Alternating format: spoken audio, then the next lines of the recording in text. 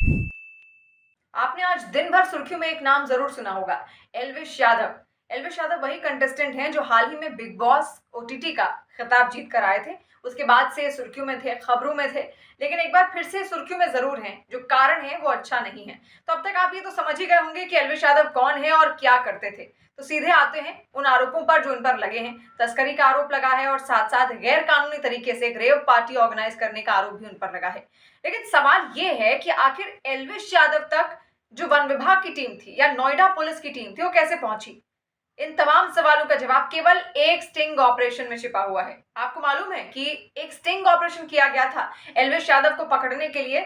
और ऐसे में ये स्टिंग ऑपरेशन किसने किया, कैसे करवाया गया था, ये अब आप इसकी कहानी सुनिए। दरअसल ये स्टिंग ऑपरेशन जो करवाया गया था ये था एक एनजीओ की तरफ से। इस एनजीओ का नाम है पीएफए यानी कि पीपल फॉर एनिमल्स। ये एक ऐसी संस्था है, एक ऐसा एनजीओ है जो कि काम करता है जानवरों की देखरेख का, जानवरों की भलाई का, उनके वेलफेयर के लिए काम करता है। और इसकी जो संचालिका हैं वो हैं बीजेपी सांसद मेनका गांधी। तो मेनका गांधी की बाइट भी आपने सुनी होगी खबरों में, आज उनको आपने सुना भी होगा। उन्होंने कहा भी था कि कई बार से, काफी टाइम से उनको शक था एल्विश यादव पर और ऐसे में ये स्टिंग ऑपरेशन चलाया जाता है। स्टिंग ऑपरेशन चलाया है उनके ही एनजीओ के एक वेलफेयर ऑफिसर ने, जिनका नाम है गौरव गुप्ता। गौरव गुप्ता जिनकी ओर से शिकायत भी दर्ज करवाई गई थी एल्विश यादव के खिलाफ और फिर एफआईआर होती है और अब लगातार कोशिश की जा रही है कि वो उनकी गिरफ्तारी की जा सके, जिसके लिए कई सारी टीमें यहाँ पर गठित कर दी गई हैं। तो गौरव गुप्ता बात करते हैं एल्विश यादव से, जैसा कि खबरें हैं स्टिंग ऑपरेशन को लेकर। और एल्विश यादव फिर उनको नाम देते हैं एक एजेंट का। इस एजेंट का नाम है राहुल यादव। राहुल से बात करते हैं गौरव। गौरव कहते हैं कि उनको एक रेव पार्टी ऑर्गेनाइज करवानी है और ऐसे में यहाँ पर कुछ पैसों की डिमांड की जाती है राहुल की ओर से रेव पार्टी ऑर्गेनाइज करवाने के लिए। और साथ साथ गौरव ये भी कहते हैं कि रेव पार्टी में उनको तमाम चीजें तो चाहिए ही, ऑर्गेनाइजेशन तो अच्छा होना ही चाहिए, लेकिन साथ साथ 11 सांप भी चाहिए। तो फिर यहाँ पर राहुल की ओर से डिमांड पूरी भी लगभग कर दी जाती है, जिसके लिए सेक्टर 51 नोएडा का जो है वहां पर एक मैरिज हॉल है, एक विला, मैरिज विला है, वहां पर ऑर्गेनाइज की जाती है पूरी रेव पार्टी।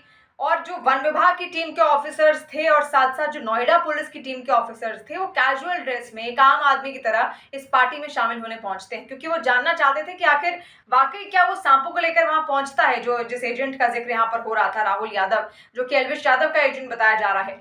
और जब वो वहां पर पहुंचते हैं तो जब राहुल से वो कहते हैं, उस एजेंट से कहते हैं कि क्या सांप आप लाए हो, तो वो जब खोल कर दिखाता है तो हर कोई दंग रह जाता है। तमाम ऑफिसर जो होते हैं वो दंग रह जाते हैं कि आखिर ये वाकई ये सांप का जो धंधा था, जो उनके जहर का जो धंधा था, वो उनकी ओर से इलीगल तस्करी यहाँ पर की जा रही थी।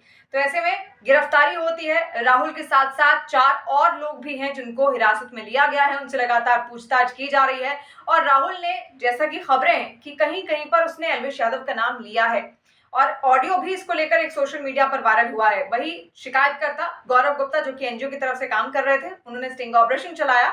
उनकी और राहुल की बातचीत का एक जो ऑडियो है वो लगातार सोशल मीडिया पर वायरल हो रहा है, जिसमें साफ साफ वो एल्विश यादव, अच्छा आपने, एल्विश यादव ने आपका नंबर दिया है, इस तरीके से जिक्र करता हुआ वहां पर साफ नजर आ रहा है।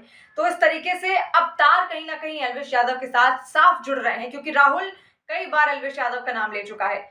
हालांकि एल्विश यादव की ओर से भी इस पूरे मसले को लेकर सफाई दी गई, लेकिन अब उनकी गिरफ्तारी कब होगी, अब सबसे बड़ा सवाल यह है, क्योंकि टीमें लगातार बना दी गई हैं और ऐसे में उन पर तस्करी का आरोप तो है ही, साथ साथ इलीगल तरीके से रेव पार्टी कराने का भी आरोप है।